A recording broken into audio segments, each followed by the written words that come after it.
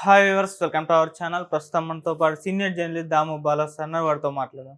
నమస్కారం సార్. నమస్తే. సార్, నితీష్ కుమార్ గారు బీహార్ సీఎం అండ్ చంద్రబాబు గారు వీళ్ళ సహకారంతోనే కేంద్రంలో ఎన్డీఏ కూటమి అధికారంలోకి వచ్చింది కదా. అయితే వీళ్ళు ప్రత్యేక హోదా ఇస్తారా, వీళ్ళు అడుగుతారా అని చెప్పేసి అప్పుడు చర్చలు అయితే జరిగాయి. ఇప్పుడు నితీష్ కుమార్ గారు ప్రత్యేక హోదా కోసం పట్టుబడుతున్నారు, ఆయన అడగబోతున్నారు అని చెప్పేసి వార్తలు వస్తున్నాయి. అయితే ఈ నేపథ్యంలో మరి చంద్రబాబు గారు అడుగుతారా, ఆంధ్రప్రదేశ్కి ఇస్తారా అసలు ప్రత్యేక హోదా అన్న దానిపైన కూడా చర్చలు జరుగుతున్నాయి. మీ ఒపీనియన్ సార్ దీనికి? ఇప్పుడు అంటే చంద్రబాబుకు ఒక సమస్య వచ్చి పడింది. అదేంటంటే బీహార్ లో నితీష్ కుమార్ రన్ చేస్తున్న party Janata Dal, United Janata Dal. United Janata Dal జాతీయ కార్యవర్గం నిన్న ఒక తీర్మానం చేసింది. ఆ తీర్మానంలో ఏంటంటే బీహార్కు ప్రత్యేక హోదా కావాలని కేంద్ర ప్రభుత్వాన్ని మేము కోరుతున్నాం అని అఫీషియల్గా పార్టీ తీర్మానం చేసి కేంద్రానికి పంపింది. సో దాంతోపాటు వాళ్ళు 65% రిజర్వేషన్కి సంబంధించి రాజ్యాంగంలో 9th షెడ్యూల్లో కూడా పెట్టాలని కూడా ఒక డిమాండ్ చేశారు.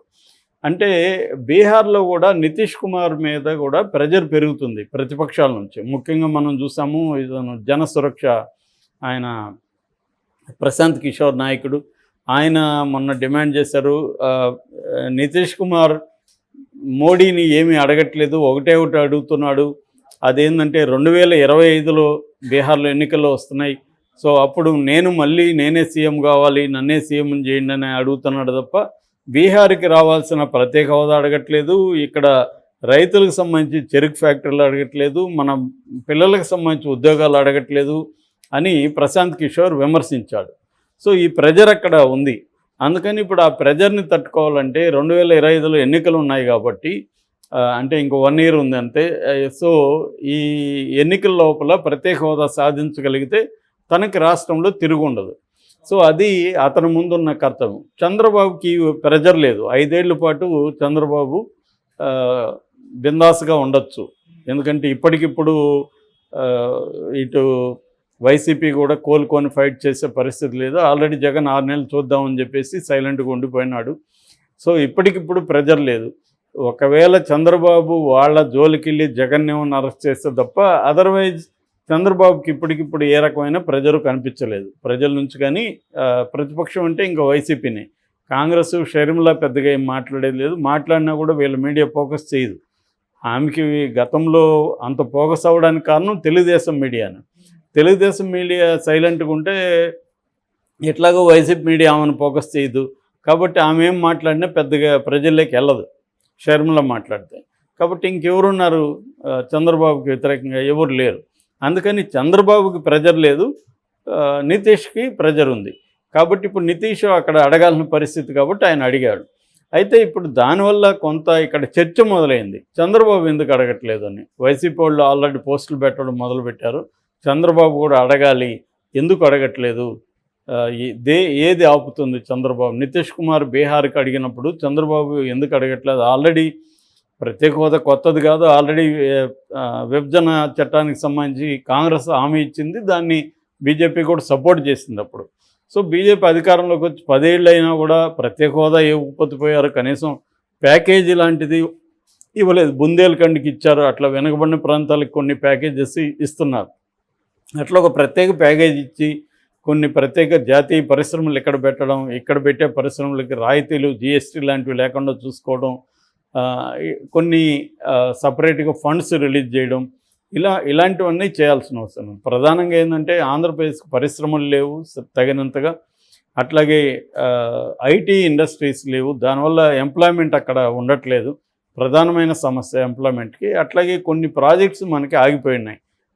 మన పోలవరం కావచ్చు, లేకపోతే కడప ఉక్కు కావచ్చు, మెట్రో కారిడార్ కావచ్చు, విశాఖ మెట్రో ప్రాజెక్ట్ కావచ్చు, ఇట్లా అనేకం ఆగిపోయినాయి మనకి. అట్లాగే మనకి ఒక సుదీర్ఘమైన దాదాపు 1000 కిలోమీటర్ల పొడవైన కోస్టల్ బెల్ట్ ఉంది. అక్కడ కోస్టల్ రిలేటెడ్ ఇండస్ట్రీస్ చాలా డెవలప్ అవ్వచ్చు. సో పోర్ట్స్ ఉన్నాయి. ఇట్లా అనేకం ఆంధ్రప్రదేశ్ స్పెసిఫిక్గా రావాల్సిన అనేకం కేంద్రం నుంచి రావాలి. అవి రావాలంటే ప్రత్యేకమైన ప్యాకేజ్ ఇస్తే కానీ కేంద్రం ఇవ్వలేదు. ఎందుకంటే ఒక రాష్ట్రానికి ఎక్కువ ఫండ్స్ ఇచ్చి ఇంకొక రాష్ట్రానికి ఇవ్వకపోతే ఇబ్బందులు ఉంటాయి. అందుకని కేంద్రం సపరేట్గా ప్రత్యేక హోదానో లేదా ప్యాకేజీ ఇస్తే కానీ జరగదు. ప్రత్యేక హోదా అని కొట్లాడితే కనీసం ప్యాకేజ్ అన్న వస్తుంది. నువ్వు ముందే ప్యాకేజ్ అని కొట్లాడితే నీకు అది కూడా రాదు. కాబట్టి ఇప్పుడు కొంతమంది ఇంతకుముందు ప్రత్యేక హోదాకు పనిచేసిన శ్రీనివాస్ లాంటి మేధావులు కానీ, లేకపోతే వైసీపీ సోషల్ మీడియా కానీ మెల్లమెల్లగా స్టార్ట్ చేసింది. బీహార్లో అడిగారు కదా, మీరెందుకు అడగట్లేదని.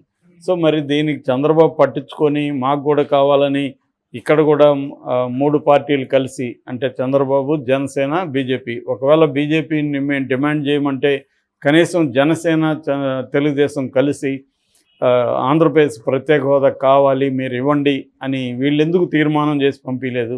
ఇంకా కావాలంటే వాళ్ళు అసెంబ్లీలోనే తీర్మానం చేసి పంపించవచ్చు ప్రత్యేక హోదా ఇవ్వండి అని. అలా ఎందుకు చంద్రబాబు గట్టిగా అడగట్లేదు అనేది ఇప్పుడు అందరూ అడుగుతున్నారు. కాకపోతే నేను ఇందాక చెప్పినట్టు చంద్రబాబుకి ఒత్తిడి లేదు. ఒకవేళ ప్రత్యేక హోదా ఇప్పుడే తెస్తే అది జనాలకు మర్చిపోతారు. కాబట్టి ఎలక్షన్ ముందు అంటే ఎలక్షన్ ముందు ఒక 1 year 6 నెలల ముందు ప్రత్యేక హోదా తెచ్చుకుంటే అది ఫ్రెష్గా జనంలో ఉంటుంది. చెప్పుకోవడానికి కూడా చూడండి నేను ప్రత్యేక హోదా తెచ్చాను, సో దీన్ని ఇంప్లిమెంట్ చేయాలంటే నేనే ఉంటే చేయగలను, మళ్ళీ జగన్ వస్తే దీన్ని పెంట చేస్తాడు అని చెప్పుకోవడానికి చంద్రబాబుకు ఉంటుంది. ఎందుకంటే చంద్రబాబు లాంటి రాజకీయ సీజన్డ్ పాలిటీషియన్స్ వాళ్ళకి తెలుసు టైమింగ్ ఇంపార్టెంట్ రాజకీయాల్లో. అంటే రాష్ట్రానికి ప్రయోజనం కంటే కూడా అది ఎప్పుడు తెస్తే తనకు ఉపయోగం ఉంటుంది అనేది ఎప్పుడైనా ముందుగా తన ప్రయోజనం, అంటే తన పార్టీ తన ప్రయోజనం చూసుకొని రాష్ట్ర ప్రయోజనాలు పొలిటికల్ పార్టీలు ఏవైనా కూడా అవే చేస్తాయి. చంద్రబాబు కూడా అదే చేస్తాడు. సో చంద్రబాబు ఏంటంటే నేను ప్రత్యేక హోదా కావచ్చు లేదా ప్యాకేజ్ కావచ్చు ఎప్పుడు తీసుకొస్తే నాకు మైలేజ్ వస్తుంది అనేది అతను చూసుకుంటాడు కదా. సో అందుకనే చంద్రబాబుకి ఇప్పుడు అవసరం లేదు. కాబట్టి ఇప్పుడు నేను అనుకోవడం గట్టిగా చంద్రబాబు ఏది కూడా డిమాండ్ చేయడు, ఇప్పటివరకు ఏది చేయలేదు. దానికి ఆయన ఏం చెప్తున్నాడంటే మనం వ్యక్తిగతంగా కోరికలు కోరకూడదు, రాష్ట్ర ప్రయోజనాలు కోరాలి, అది కూడా మనం సమయం చూసి అడగాలి అనేది ఇట్లాంటిది చెప్తున్నాడు.